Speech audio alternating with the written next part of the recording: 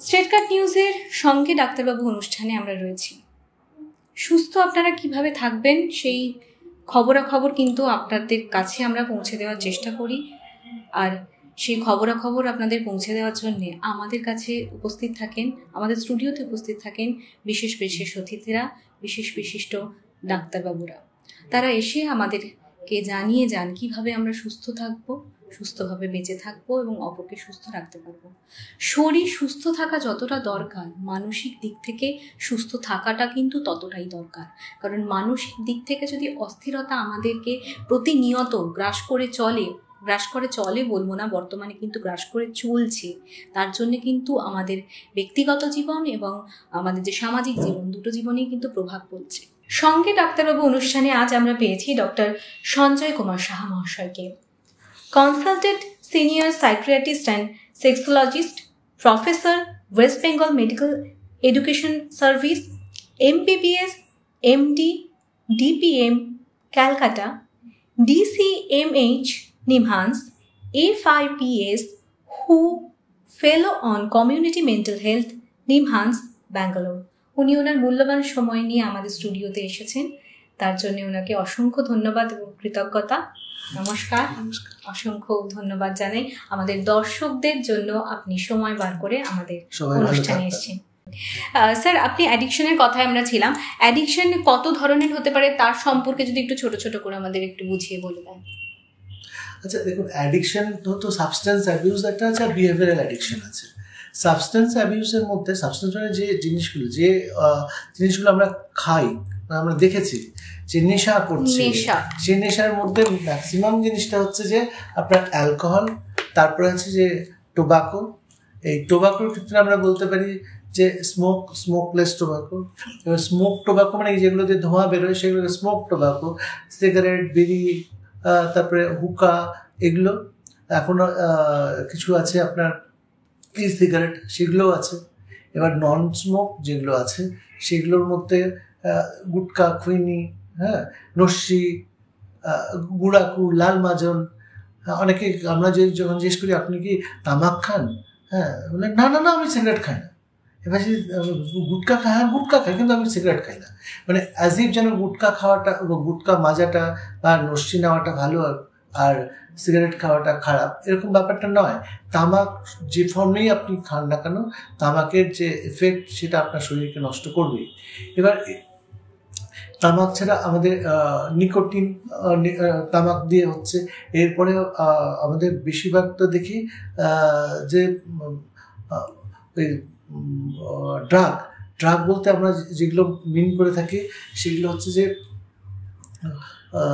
Heroin, হাসিস, brown sugar, এগুলো। এটাও একটা দিকের মধ্যে পড়ছে। এরপরে সলভেন্টের মধ্যে আপনার এই দেখবেন যে এখন ছেলেরা নেশা করে বিভিন্ন রকম জিনিসপত্রগুলো দিয়ে, তেমন নেল পালিশের গন্ধ বা অন্য কিছু, অন্য পেট্রোল বা ওই ডিজেল, তার যে গন্ধগুলো, গামের। অনেক সময় আমরা স্কুলের একটা জায়গাতে শিখেছিলাম যে টিকটিকির লেজকে পুড়িয়ে সেটার যে গন্ধ, সেটাতে অনেকে ছেলেরা অ্যাডিকশনের মধ্যে থাকে। এবার তাছাড়া মিডিয়া অ্যাডিকশনের মধ্যে আপনার পড়ছে যে স্ক্রিন টাইম, সারাক্ষণ মোবাইলের মধ্যে মানে মুখটা ঢুকিয়ে আছে, সারাক্ষণ চোখ সরাতে পারছে না। ইভেন অনেকে আছে মোবাইলে যখন লাইটটা নিভে যায় সেই লাইটটাও অন করে একবার দেখতে হবে, হয়তো চোখের সামনে ঘড়ি রয়েছে তবু ঘড়ি দেখবেন, এরকম একটা জিনিস আছে। তারপরে হচ্ছে এই মোবাইল থেকে আপনার রিলেশনাল প্রবলেমগুলো অনেক চলে আসছে, সোশ্যাল মিডিয়া অ্যাডিকশন। তারপরে হচ্ছে যে ধরুন পর্নোগ্রাফি থেকে সেক্সের দিকে চলে যাচ্ছে। এবং এই টোটাল অ্যাডিকশনের সেন্টারগুলো, সেক্স অ্যাডিকশন বলুন, পর্নো অ্যাডিকশন বলুন, ওই সমস্ত অ্যাডিকশন কিন্তু মাথার মধ্যে একটা জায়গা, টেম্পোরাল লোব নিউরাল অ্যাকম্বিনেন্স বলে একটা জায়গা আছে যেখান থেকে কিকিং এফেক্টটা হয়। সেই কিকিং এফেক্টটার জন্য আমরা কিন্তু মোটামুটি একই রকম তার ওয়ে অফ ট্রিটমেন্ট কিন্তু অনেকটাই কাছাকাছি। সুতরাং এই যে যদি এরকম ওভারঅল এরকম টাইপের অ্যাডিকশনগুলো আমরা দেখে থাকি, এবার যদি ট্রিটমেন্টের কথাই ভাবেন, ট্রিটমেন্ট যদি বলতে চাই তাহলে সব থেকে বেশি হচ্ছে যে ধরুন অ্যালকোহল নিয়ে আসছে। অ্যালকোহল যখন আমরা খাচ্ছি তাকে বলা অ্যালকোহলিক ইনটক্সিকেশন। হঠাৎ কোনোদিন খায়নি, বন্ধুদের পারলে 3-4 প্যাক খেয়ে নিল, সে কিন্তু সে বিষক্রিয়া হলো, মানে ইনটক্সিকেশন হলো। এবার যে অনেক দিন ধরে অ্যালকোহলটা খাচ্ছে, হঠাৎ করে যদি বন্ধ হয়ে যায় তখন তাকে উইথড্রল সিমটম বলে। এবং অ্যালকোহল যাতে না খায় তার জন্য কিছু ওষুধ লাগে। তা 3 রকমের জিনিস হলো। একটা হঠাৎ করে মানে যদি খাচ্ছেন, কিন্তু আমাদের মেন প্রবলেম হচ্ছে যে যারা অনেক দিন ধরে খাচ্ছেন, খেতে খেতে ওর উপরে আসক্ত হয়ে গেছেন, অ্যাডিক্টেড হয়ে গেছেন, তাদের। আরেকটা জিনিস বলি, যখন এই অ্যাডিকশনের কথা ভাবি তখন মানুষের মধ্যে না ওই পেশেন্টের উপরে একটা যে মায়াটা কমে যায়, তার প্রতি যে কর্তব্যবোধ সেটা কমে যায়। আমরা ভাবি যে ও অ্যাডিক্টেড, তো ও তো মাতাল, ওকে ট্রিটমেন্ট করে কী হবে, ও তো বিড়িখোর, ও তো ড্রাগস নেয়, সারাক্ষণ ড্রাগস নিয়ে পড়ে থাকে, ওকে ট্রিটমেন্ট করে কী হবে। কিন্তু ব্যাপারটা তা না। আপনি ড্রাগসটাকে, আমরা অনেক সময় বলি সিন, মানে আপনি ঘৃণা করে, hate the sin not the sinner, এই মন্ত্রটা আমাদের, যখন আপনারা অ্যাডিকশন রিলেটেড কোনো পেশেন্টকে ট্রিটমেন্ট করবেন তখন ভাবা উচিত যে যখন অ্যাডিক্টেড হয়ে যাচ্ছে তখন মানুষটার হাতে কন্ট্রোলে নেই। একটা অ্যাডিক্টেড পার্সনকে যদি বলি এই কাল থেকে তুমি মদ খেও না, কাল থেকে তুমি বিড়ি খেও না, সিগারেট খেও না, কিন্তু পারবে না। সুতরাং আমরা বলতে পারি ও তো নিজে নিজে খেয়েছে, ও নিজে খাক বা কেউ বন্ধুরা খাইয়ে দিক। ও যখন অ্যাডিক্টেড আমাদের কাছে এসছে, ওকে কিন্তু বাড়ির লোকজনকে খুব সহানুভূতির সঙ্গে এমপ্যাথেটিক ওয়েতে ডাক্তারের কাছে নিয়ে আসতে হবে। এবং তার কিছু কিছু টেকনিক্স আছে, সেই টেকনিক্সগুলো তাদেরকে কিন্তু অ্যাডাপ্ট করতে হবে, তাছাড়া কিন্তু পারবে না। আমি দেখুন অ্যালকোহলের অনেক ট্রিটমেন্টের জন্য আমি বললাম, ট্রিটমেন্টের জিনিসগুলো এখন শুনে তো লাভ নেই, কারণ আপনি ট্রিটমেন্ট বাড়িতে করতে পারবেন না। ট্রিটমেন্টের জন্য ম্যান টু ম্যান নিশ্চয়ই ভ্যারি করবে, ডাক্তারের কাছে যেতে হবে, সাইকিয়াট্রিস্টের কাছে যেতে হবে। কিন্তু টোবাকোর জন্য আমরা অনেক সময় কয়েকটা জিনিস বলে থাকি, যে 4Dর কথা অনেক সময় বলি।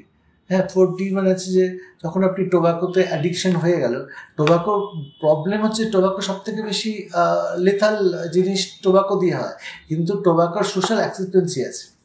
মানে আপনি সিগারেট খেলে কেউ বলবে না এই ছেলেটা সিগারেট খাচ্ছে, মেয়েটা সিগারেট খাচ্ছে, কেউ বলবে না।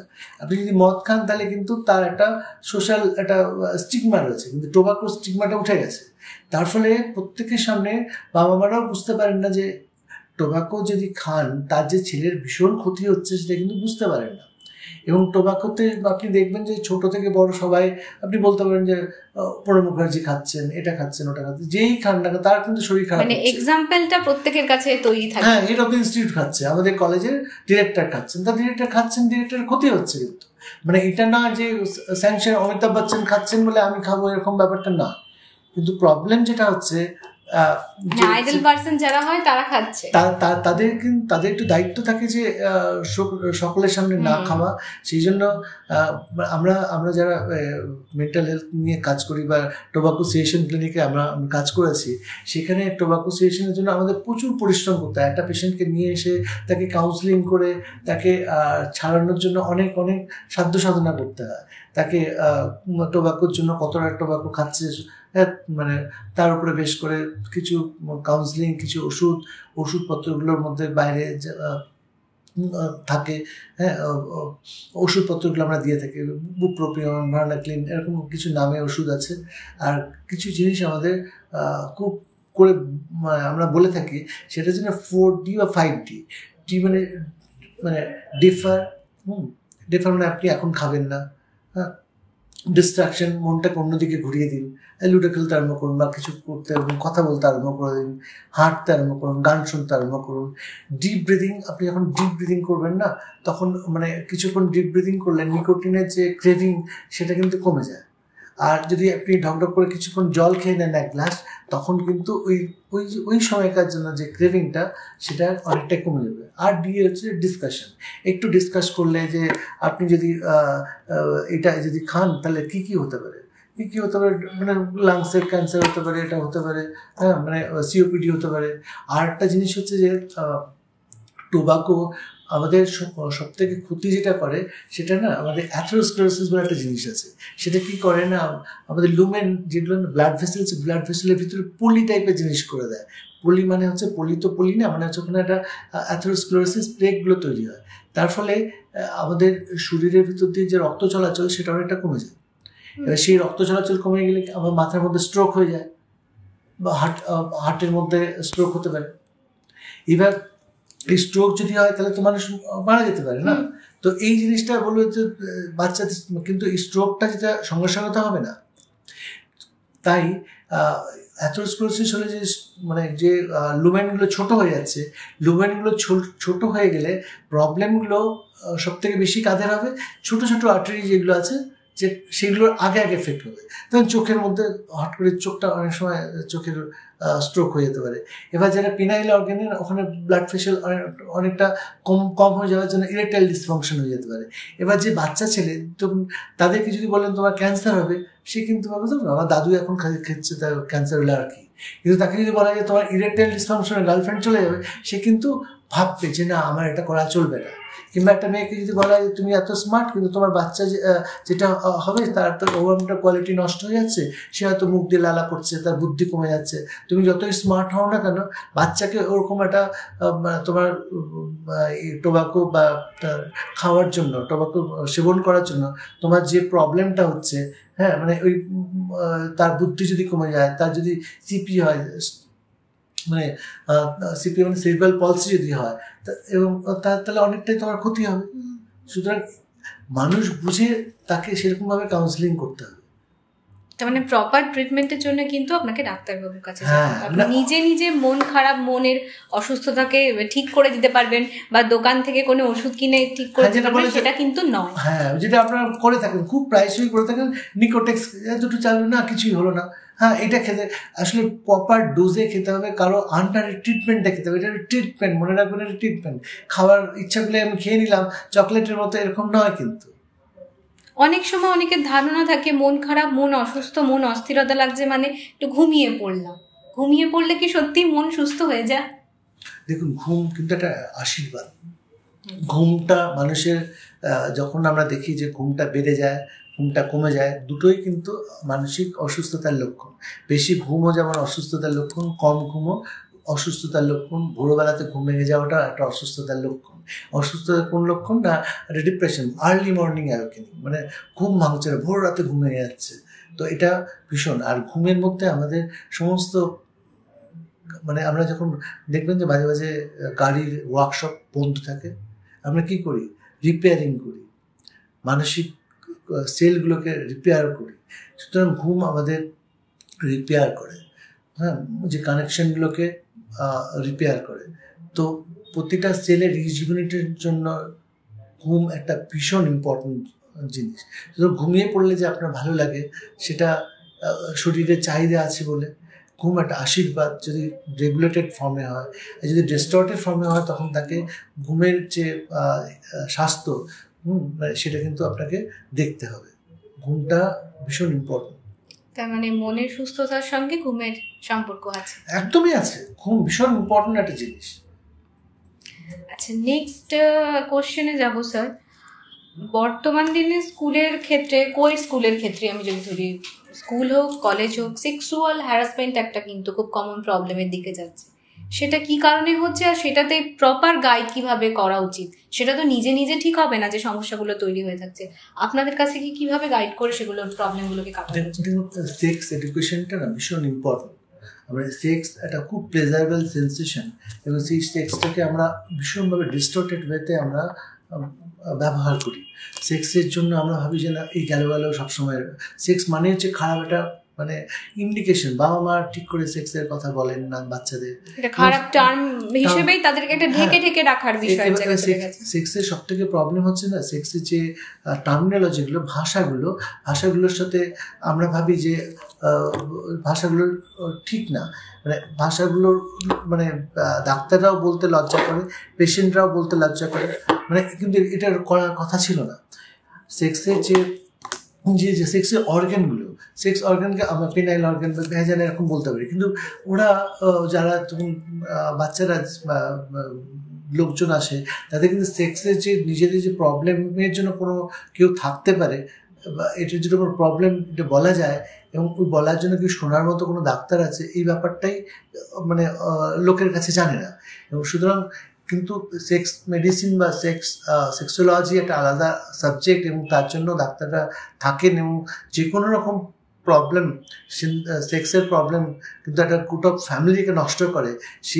তার জন্য যখনই সেক্সের কোনো প্রবলেম হবে, যথাযোগ্য যারা এটা নিয়ে চর্চা করেন সে সমস্ত ডাক্তারের কাছে যাওয়াটা অবশ্যই দরকার। আর স্কুল কলেজের যে সেক্সের প্রবলেম বা বুলিং যেটা হচ্ছে না, সেটার জন্য টোটাল অ্যানাটমি আমাদের সেক্সের ক্লাসগুলো প্রচণ্ড ভালো করে রাখা উচিত। আমাদের আরেকটা জিনিস করা উচিত যে আমরা স্কুল কলেজের সামনে আমরা যদি কন্ট্রাসেপ্টিভ ডিভাইসগুলো রাখি তাহলে অনেক সময় অনেক ঠিক হতে পারে। কারণ অনেক সময় দেখা যায় যে বাচ্চারা ভাবে যে অনেক সময় এটার এগেনস্টে বা গার্জেনরা ভীষণভাবে রেগে যান, যে ভাবে যে কেন আমাদের কি ছেলেরা কি সব সেক্স করতে যাচ্ছে। কিন্তু আপনি যদি পরিসংখ্যান দেখেন তাহলে দেখবেন যে আমাদের ছেলেমেয়েরা যারা টিনেজ প্রেগনেন্সি, টিনেজ ম্যারেজ এত বেশি বেড়ে গেছে আপনি ভাবতে পারবেন না। এবার টিনেজ প্রেগনেন্সি, ম্যারেজ এবং আমাদের যে চিরাচরিত ধারণা যে সেক্স মানে খারাপ, সেটা আমাদের না ভেবে সেক্সের যদি দেয়ার ইন্টারাক্ট উইথ দ্য সেক্সের কোনো রকম এক্সপোজার যদি হয়, তার থেকে যাতে কোনো রকম প্রবলেম না হয় সেই জ্ঞানগুলো তাদের দেওয়া উচিত। এবং তার জন্য কি প্রপার